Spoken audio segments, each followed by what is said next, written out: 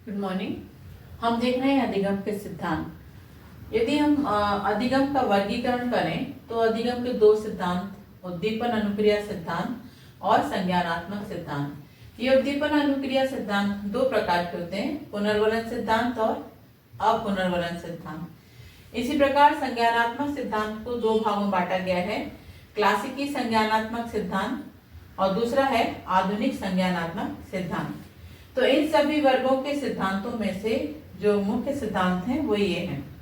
Thorndike का उद्दीपक अनुक्रिया सिद्धांत, थॉर्नडाइक्स stimulus response theory, Pavlov का अनुकूलित अनुक्रिया या शास्त्रीय अनुवन सिद्धांत, पावलोव्स क्लासिकल कंडीशनिंग थ्योरी, स्किनर का क्रिया प्रसूत अनुवन सिद्धांत, Skinner's operant conditioning theory, Kohler का सूच का सिद्धांत, कोहलर्स इनसाइट थ्योरीज, अधिगम का मानवतावादी सिद्धांत, मैस्लो का सिद्धांत। तो हम पहले देखेंगे थॉर्नडाइक का उद्दीपक अनुक्रिया सिद्धांत।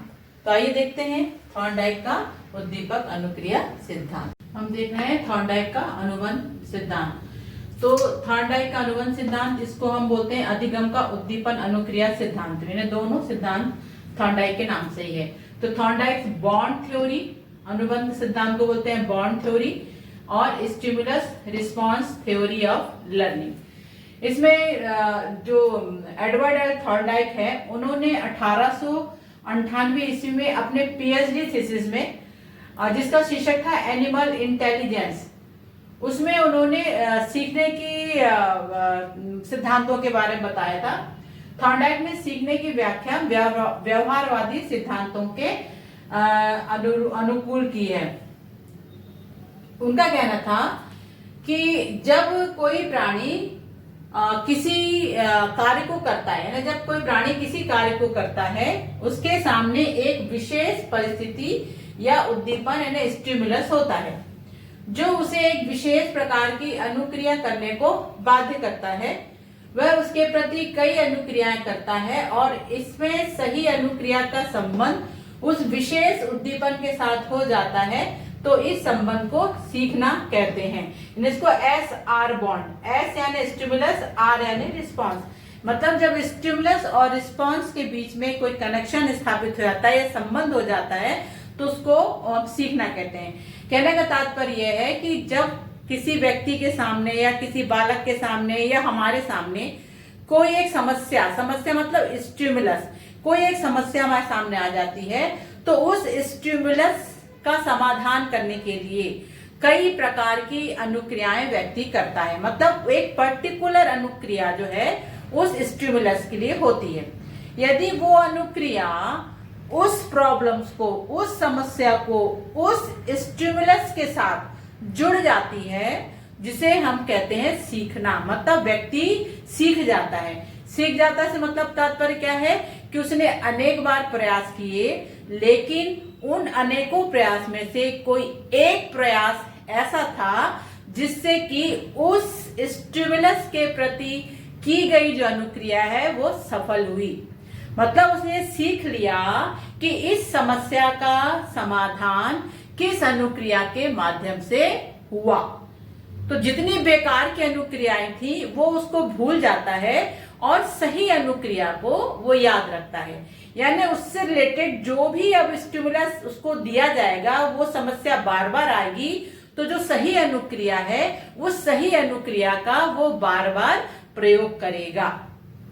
यदि व्यक्ति किसी कार्य को करने में सफल हो जाता है तो उसको पुनर्वलन मिलता है, और इस पुनर्वलन के कारण उसके अंदर उत्साह होता है और वो बार बार अनुक्रिया करता है और आगे बढ़ता जाता है, यानी सीखता चला जाता है।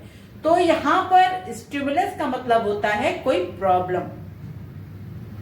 जैसे टाई बांधना, व्यक्ति जब टाई बांधना सीखता है पहली बार, तो उसमें कई बार नॉट लगानी पड़ती है, ऐसे डालो, ऐसे गठान बांधो, ये बड़ों के लिए भी। लेकिन जो उससे सही एक बार में नहीं होता सही, दूसरी बार में सही नहीं होता, तीसरी बार में सही नहीं होता, और चौथी बार में जब उससे नॉट सही बन जाती है तो वो नॉट मतलब बांधना सीख जाता है। तो जो चौथी अनुक्रिया थी वो सही अनुक्रिया थी।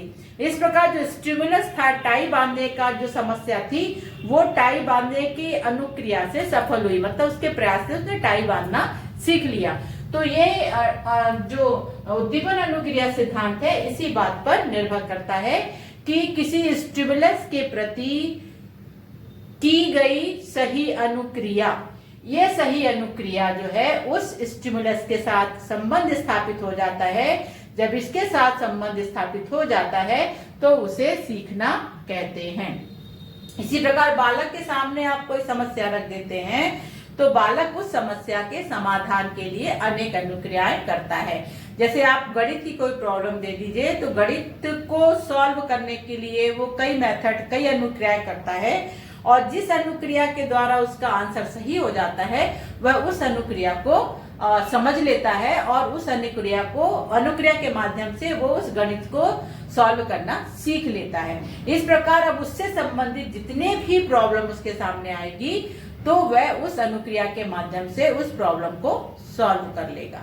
तो इसे कहते हैं अपन अधिगम का उद्दीपन अनुक्रिया सिद्धांत। तो सीखने की इसमें 3 विशेषताएं हैं। सीखने की प्रक्रिया पशु में हो या मनुष्य में हो समान ढंग से होती है।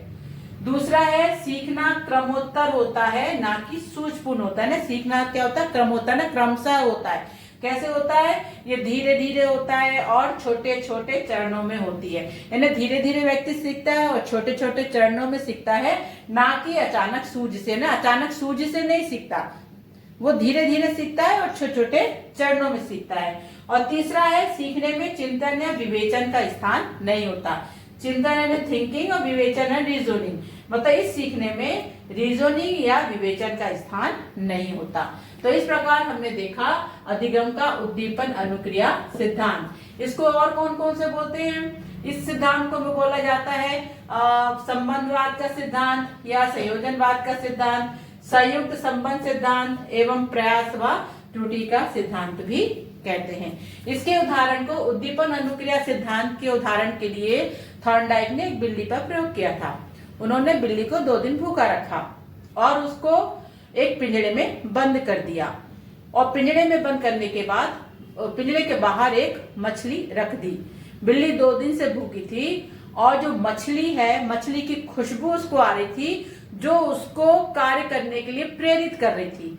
तो चूंकि बिल्ली भूखी थी, जो भूख का प्रेरक था उसको खाने के लिए मजबूर कर रहा था, और जो बाहर जो स्टिमुलस था मछली, उस मछली को पाने के लिए बिल्ली प्रयास कर रही थी। और इस प्रयास के लिए वो पूरे अपने जो पिंजरा था उसके अंदर जगह जगह हाथ और पंजे मार रही थी, उछल कूद कर रही थी। और कई बार करने के बाद अचानक उसका जो पैर है वो पिंजरे के दरवाजे की सिटकनी पे पड़ गया और वो सिटकनी खुल गई। जैसे ही सिटकनी खुली, बिल्ली बाहर गई, उसने मछली को खा लिया। फिर उसके बाद उसी बिल्ली को फिर भूखा रख के उस पिंजरे के अंदर बंद कर दिया गया। अब का उसका जो प्रयास था वो कम समय में हो गया। मान लीजिए पहले उसने 10 बार प्रयास किया, तो अब वो 7 बार में प्रयास करने के बाद बाहर जाके उसने मछली को खा लिया। फिर उसको बंद किया गया भूखा रख के, तो फिर उसने प्रयास किया, तो अब जो प्रयास करने की संख्या है वो कम होती जा रही थी धीरे धीरे। फिर अंत में क्या हुआ, जब आखिरी बार बिल्ली को अंदर रखा गया तो बिल्ली ने सीधे ही दरवाजा खोला और जाके उसने मछली को खा लिया। मतलब इतने प्रयासों के बाद, अलग अलग प्रयासों करने के बाद एक जो सही प्रतिक्रिया थी, जो उसका पंजा खटके पे पड़ा था, उसको बिल्ली ने याद रखा, बाकी सब भूल गई। तो इस प्रकार उसने सीख लिया, अनेक अनुक्रियाओं के बाद एक सही अनुक्रिया के द्वारा यह सीख लिया कि दरवाजा कैसे खुलता है। तो हर बार अब जब भी उसको बंद किया जाता वो तुरंत दरवाजा खोल के बाहर आ जाती।